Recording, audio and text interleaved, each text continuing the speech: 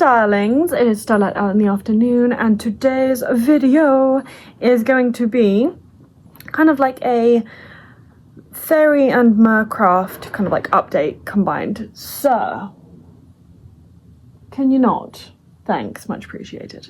So yeah, it's kind of like a Fae and Mer kind of craft update. I don't feel like I've done one of these in a while, and I kind of wanted to explain a little bit about my history with them because I have a feeling I'm going to be doing quite a bit more like Fae and Mer content coming up, and I wanted to have a little bit of a basis for that before we jump back in. So, got my notebook, so I may be looking down a little bit, excuse. If I put it like that, that'll do. So, I did a lot of work with the Fae and the Mer when I was a kid, before I even knew what witchcraft was. I used to play with them a lot. I used to see them in my dreams all the time. I would have like dream shifting. I didn't really know what it was then, but I would have like dream shifts where I would go to the Fae realm and like dance with all the fairies and things like that. I've been doing I will do a separate video on this to go a bit more in detail, but I've been doing a year and a day with Nyx to be a priestess of Nyx, and I know that the dragons are going to be next, so that'll be fun, intense but fun. But the Fae and the Mer, they're kind of telling me that it's not really necessary with them because I did it when I was younger. I basically learned to kind of be around them, to understand their energies, to understand their rules, especially when I first came into my craft and I was doing a lot of fairy craft and things like that. I was kind of doing a year and a day with them without even realising it, I suppose. Although learning about them was intentional, I didn't realise I was doing a year and a day, but I kind of did. That's what they tell me anyway.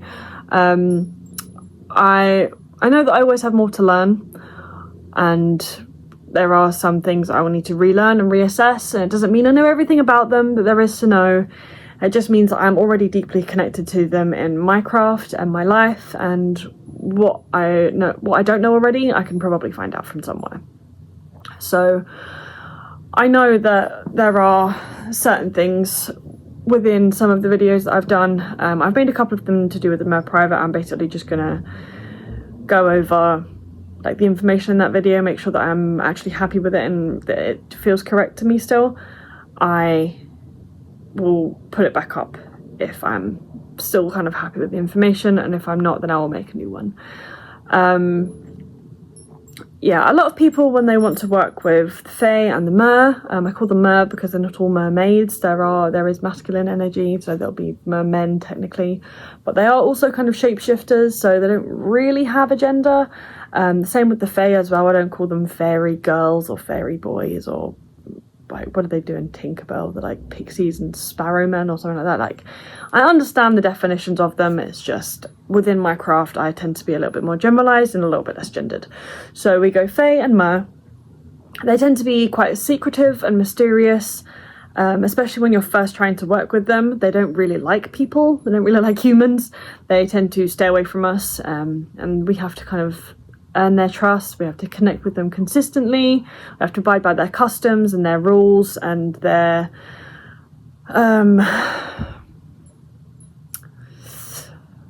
what would you call that though? Not their stereotypes, more, yeah, I suppose just like customs, their rules, their ideologies, I suppose, if you want to work with them.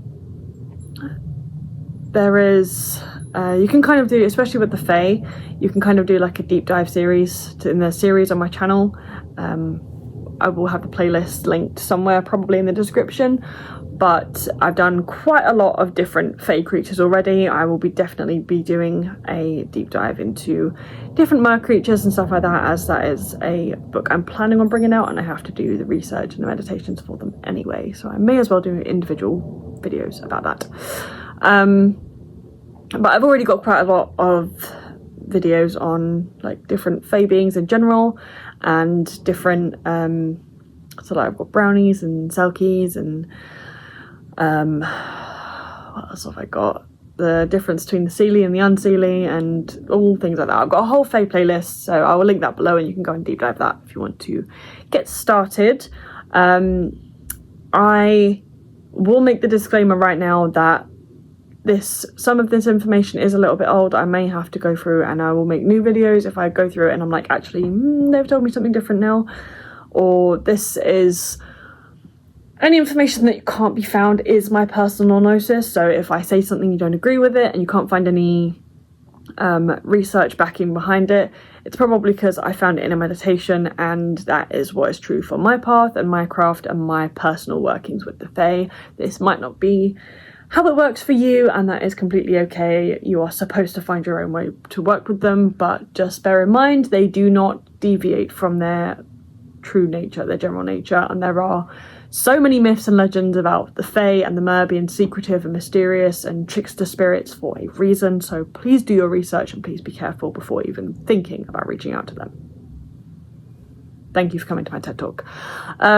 So my view on the difference between the Fae and the Mer is there is a bit of a blurred line between like water Fae and like non-water Mer.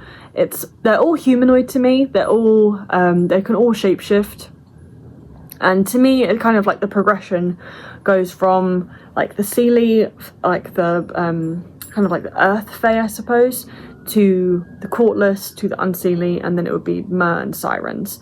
So there's certain water creatures from certain mythologies I would consider more like Fae than Mer, and vice versa. So there's certain that I would consider more Mer than Fae. So even within the mythology, so like despite living in water or having water energy, so for example, if you were to say a Kelpie, I would consider that a Fae creature rather than a Mer creature. Just because it lives in the water does not mean it's necessarily Mer, if that makes sense. Or maybe like a water sprite. Like sprites are Fae energy, they're not Mer energy. Just because it has associations with the element of water does not make it a Mer being, even though they can kind of take on the visage of a mermaid. So there are so many like endless overlaps between certain creatures, so that would kind of be down to like personal discernment, and what you see and what you feel with these creatures. This is just how I define it within my craft, in my practice, and in the years that I've been working with them.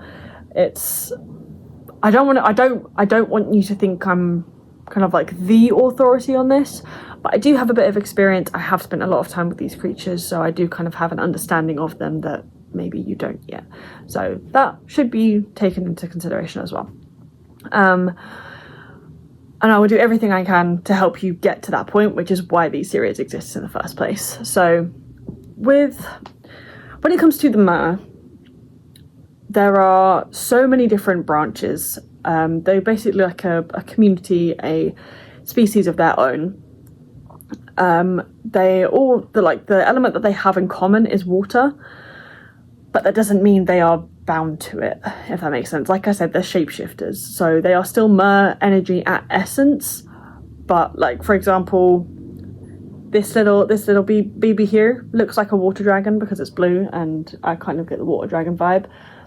So say she can shapeshift, the new form would not be her original form. Like she would still be dragon energy, she would just look like something different. So say for example the Mer were to take on a humanoid form and give itself legs, it is still a Mer creature, it is not a like human creature, for example. So there are so many different types that you can reduce it down to. So we've got like coral or lava, trench Mer, there's like animal Mer that work best with different kinds of animals, and you can break it down into the different animals. So you have like the eels, the sharks, the clownfish, the parrotfish, and you can even break it down further into that. So if you were to have like a hammerhead shark or a great white shark or a bull shark or a tiger shark, there's so many different kinds of Mer that work with different creatures and different energies and different elements. And like there's like seaweed Mer, for example, that tend to kelp forests. There's like a coral Mer that will tend to all the corals, and they tend to have like certain colorings and certain things to help them blend better with those environments so that they can better care for it if they're not caught out by predators and stuff like that. So when I say like predators, it's not to say that like oh yes, you're going to go in the ocean, and if you see a seaweed mer in a kelp forest, there's going to be things hunting them in the kelp forest, so be careful for those things. Like, it's just based on certain mythologies and things that, like, the way that I see them in my head when I work with them, I tend to kind of make certain associations. So if I were to say coral mer, they would probably be quite brightly coloured. They would probably have certain like coral-like patterns and stuff like that, because that's how I associate their energy in my head. You know? Does that make sense? If it doesn't, please comment down below with any questions. I will do my best to get to them. And it's the same kind of thing for the Fae as well. So you can really, really break it down to specifics. There can be like mushrooms or certain leaves or tree, or like tree dryads, tree nymphs, things like that. You can like really, really break it down to the Fae of this particular aloe vera plant that needs a little bit of water and TLC. I'm sorry, I love you. I'll water you after I finish filming. Or, you know, this particular plant here. There's like a Fae for this particular plant, as opposed to like the Fae species that would be for all of those particular plants, but not this particular one, you know? You can really, really break it down. And I think that is what is so fun about this as well, is that you can connect to specific beings, but everybody will have a different experience with them. So that's one of the reasons why I love this craft, is because there's no one right answer. There is just certain overlaps and certain traits, certain abilities that will kind of generalize them, but every specific being is going to be different, and every person that connects with them is going to have a different experience, and I love that.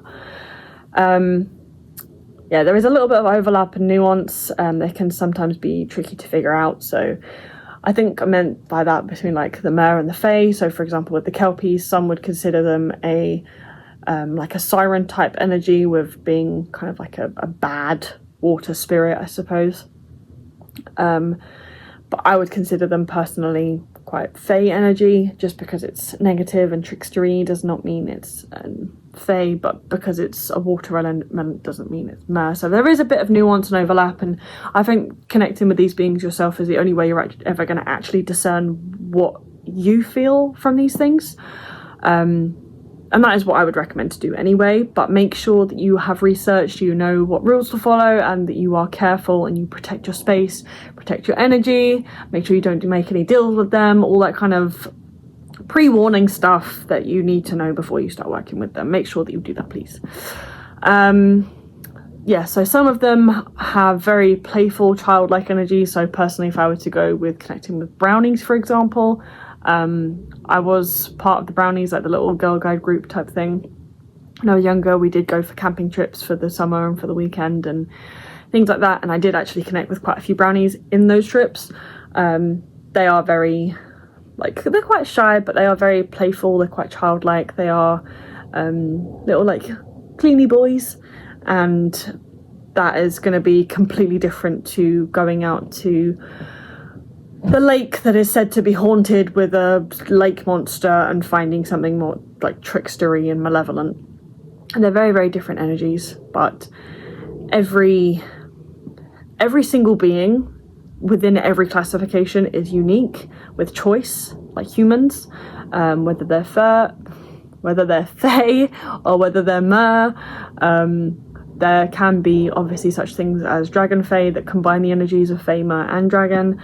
There can be dragon fae that are just dragon and mer. There are dragon fae that are dragon and fae, and there are so many overlaps, and there are certain creatures that tend to perhaps the nuance between them is that they are created from both fae and mer energy, so you can kind of pick which one you would like to work with, but it tends to be better if you do kind of pick one, in my experience.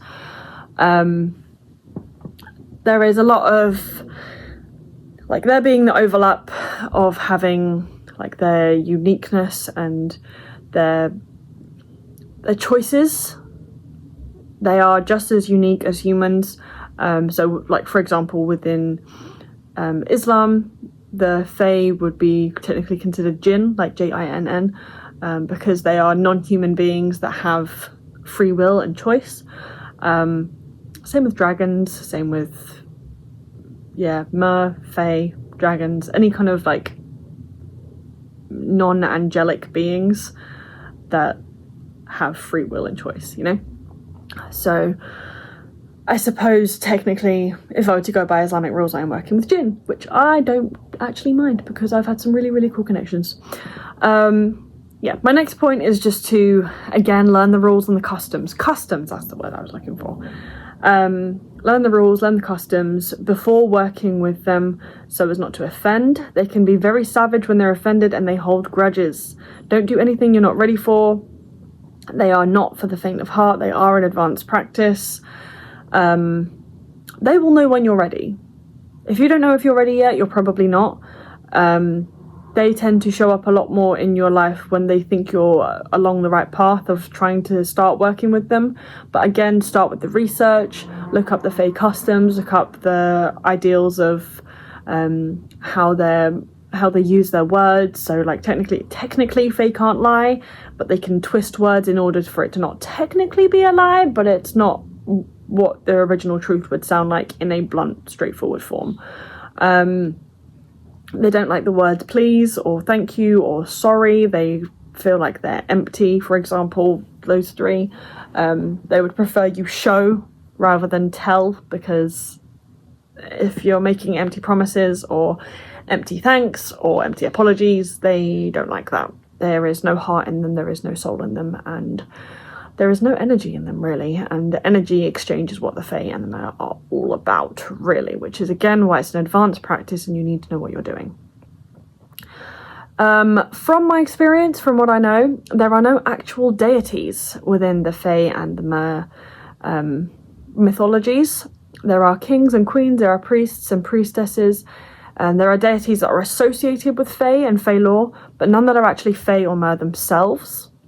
If I am wrong, please educate me in the comments. I would love to know about that. I know Melusine is kind of like a Mer deity. I know that like Morgan Le Fay is technically like a Fae deity, but from what I know of them, they're more deities that have the they've taken on the image of the Mer, or they've taken on the image of the Fae. They are associated with Fae lore or Mer lore, but they're not actually, like, if I've connected to these beings, I don't feel Fae energy. I don't feel Mer energy, personally. Let me know if your experiences are different. I love to hear about that kind of stuff. My experience being polykin, I do actually talk about this on my channel I do believe it was a collab with Azura, but I don't know when we're going to post that, so I'll give a very, very basic breakdown right now, and you can go and watch that video when it's up, if you want to know more. So my personal polykin types, I am Fae, Mer, Dragon, and Dragon Fae, and I've also got a wolf in there as well. They help me personally connect to my craft and to the beings themselves, but it's not a necessity.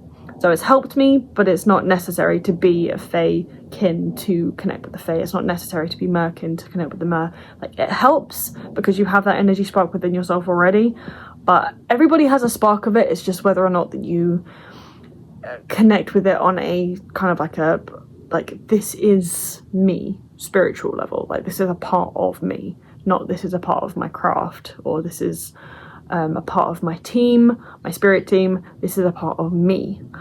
There is a difference, and I might make a video on like deeper understanding of kin types and things like that, if that is something that you guys would like, because I know that you guys like my kin type content.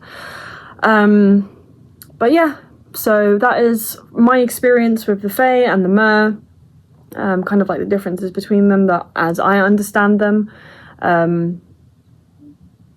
And yeah, just some tips and tricks and an update on my craft with them, I suppose, sort of, maybe. If you enjoyed this content and you would like anything else like it, let me know in the comments below, and consider subscribing if you haven't already. I do also have my Instagram, my TikTok, my Patreon, all linked below, and yeah, if you would like to support me in those ways, go and check those out as well. If not, that's totally fine, but I would like to see you on those other pages, because I love my Star Squad, I love my Starlings, and yeah. if you found this video useful, do tell me, and I will try to make a few more like it, or going on a little bit more of a deep dive. If you have any questions, leave them down below.